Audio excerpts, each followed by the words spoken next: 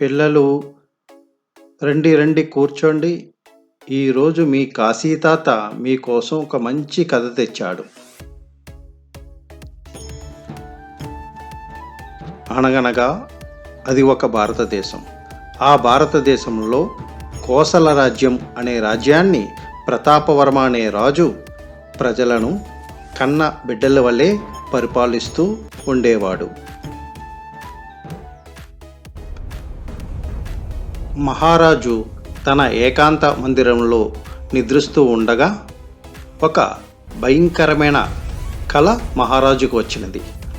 ఆ కలలో ఒక భూతం వచ్చి, మహారాజా, నేను భూతాన్ని, ఈరోజు శనివారం, రేపు ఆదివారం, నువ్వు ఆదివారం సూర్యోదయాన్ని చూసినట్లయితే నువ్వు తక్షణమే చనిపోతావు అని చెప్పి ఆ భూతం అదృశ్యం అయినది. ఆ మాటలు విన్న మహారాజు ఉలిక్కిపడి లేచి పక్కనే ఉన్న మహారాణిని నిద్ర నుండి లేపి జరిగిన విషయం మహారాణికి వివరించాడు. అప్పుడు మహారాణి, భయపడకండి మహారాజా, మీకు ఏమీ జరగదు అని చెప్పినది. వెంటనే మహారాజు సేనాధిపతిని మరియు మంత్రి అయిన ధర్మసేనును పిలిచి తనకు వచ్చిన కలను చెప్పాడు. ఈ ప్రమాదం జరగకుండా తనను కాపాడాలని, తన రాజ్యాన్ని కాపాడాలని ఆజ్ఞాపించాడు మహారాజు.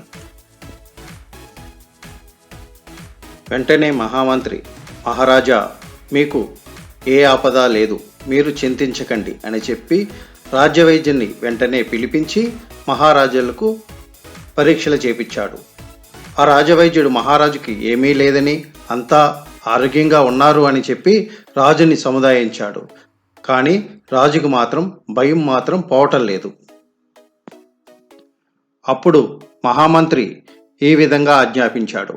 రాజ్యంలో కొత్తవారు మరియు అనుమానంగా ఎవరు కనిపించినా రాజ్యప్రాసాదంకు తక్షణమే తీసుకురావాలని ఆజ్ఞ జారీ చేశాడు.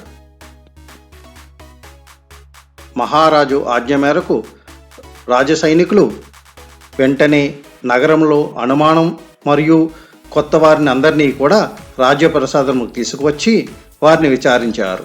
కానీ వారి వల్ల మహారాజుకు ఎటువంటి ఆపద లేదని వారిని తక్షణమే విడిచిపెట్టారు. కానీ మహారాజుకి భయం మాత్రం ఏమాత్రం పోలేదు. అప్పుడు మహామంత్రి ఒక భూతవైద్యుని పిలిచి పూజలు చేపించాడు. అప్పుడు ఆ భూతవైద్యుడు ఏవో పెద్ద పెద్ద ముగ్గులు, గంటలు వాయిస్తూ చాలా పెద్ద పెద్ద పూజలు చేశాడు. కానీ మహారాజుకి భయం మాత్రం కొంచెం కూడా తగ్గలేదు.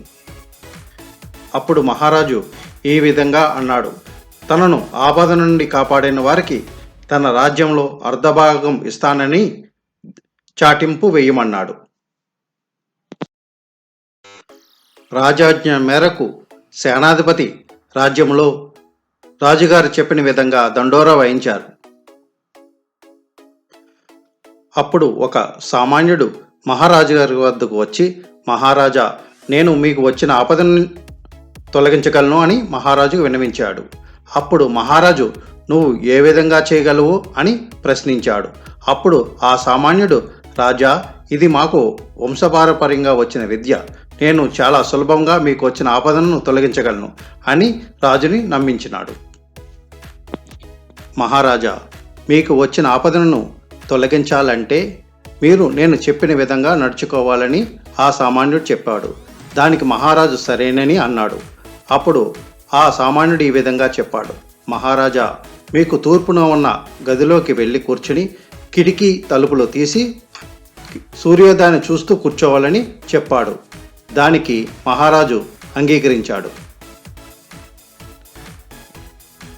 మర్నాడు ఆదివారం ఉదయం వేకువజామునే లేచి తూర్పున ఉన్న గదిలో వెళ్ళి కిటికీకి ఎదురుగుండా కూర్చుని సూర్యోదయాన్ని చూస్తూ కూర్చున్నాడు.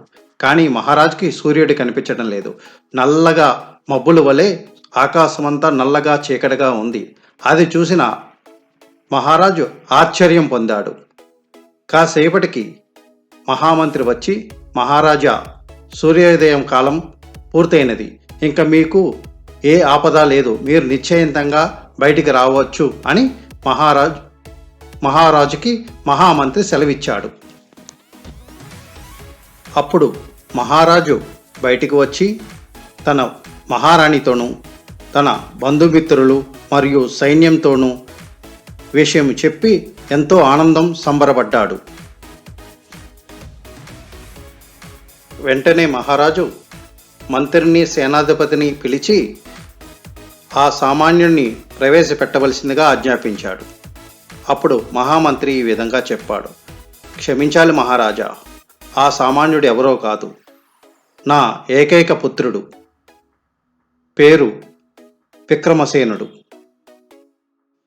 మీకు వచ్చిన ఆపదను ఎలా తొలగించాలి అని నేను ఇంటి వద్ద దీర్ఘంగా ఆలోచిస్తూ ఉండగా నా పుత్రుడు వచ్చి, నాన్నగారు భయపడకండి, మీకు వచ్చిన ఆపదను నేను తొలగించగలను అని చెప్పి ఒక ఉపాయం చెప్పాడు. ఆ ఉపాయం చెప్పిన వెంటనే నేను మీ వద్దకు ప్రవేశపెట్టాను అని చెప్పాడు మహామంత్రి. ఏమిటా ఉపాయం అని ఆతృతగా అడిగాడు మహారాజు మహామంత్రిని. ఏమీ లేదు మహారాజా, శనివారం సాయంత్రం మా కుమారుడు చెప్పిన విధంగా ఎడ్ల బండిపై గడ్డిని అడవి మార్గం గుండా తీసుకెళ్లి తూర్పు కొండ మీదకి భద్రపరిచాము. సూర్యోదయానికి కొద్దిగా సమయం ఉందనగా ఆ ఎండుగడ్డి మీద నీళ్లు జల్లి తడిపి ఉంచాము. సూర్యోదయం సమయం అయిన వెంటనే ఆ ఎండుగడ్డిని నిప్పు పెట్టాము. తడిచిన గడ్డి వల్ల నల్లటి మబ్బు వలె పొగ కమ్మి మీకు సూర్యోదయం కనిపించలేదు, అంతే మహారాజా అని చెప్పాడు. ఆ మాట విన్న మహారాజు ఎంతో ఆశ్చర్యపడి వెంటనే మీ పుత్రుణ్ణి ప్రవేశపెట్టవలసిందిగా భటులను ఆజ్ఞాపించాడు. మహారాజ్ఞ ఆజ్ఞ మేరకు సైనికులు విక్రమసేనుని సైనిక లాంఛనాలతో మహారాజా ప్రసాదానికి తీసుకువచ్చారు. అప్పుడు మహారాజు విక్రమసేనుని తన తండ్రి అయిన మహామంత్రిని ఘనంగా సత్కరించి తన ఇచ్చిన మాట ప్రకారం అర్ధరాజ్యం ఇవ్వబోయాడు. దానికి మహామంత్రి ఈ విధంగా అన్నాడు: మహారాజా, మేము మీ సేవకులం తప్ప మీ నుంచి రాజ్యం ఆశించే వాళ్ళం కాదు. మీ రాజ్యంలో మేము సుఖ సంతోషాలతో చాలా ఆనందంగా ఉన్నాము అని చెప్పి రాజ్యంను తిరస్కరించాడు. అది పిల్లలు ఈరోజు కథ. చూశారుగా, ఎంత పెద్ద ప్రమాదమైనా చిన్న ఉపాయంతో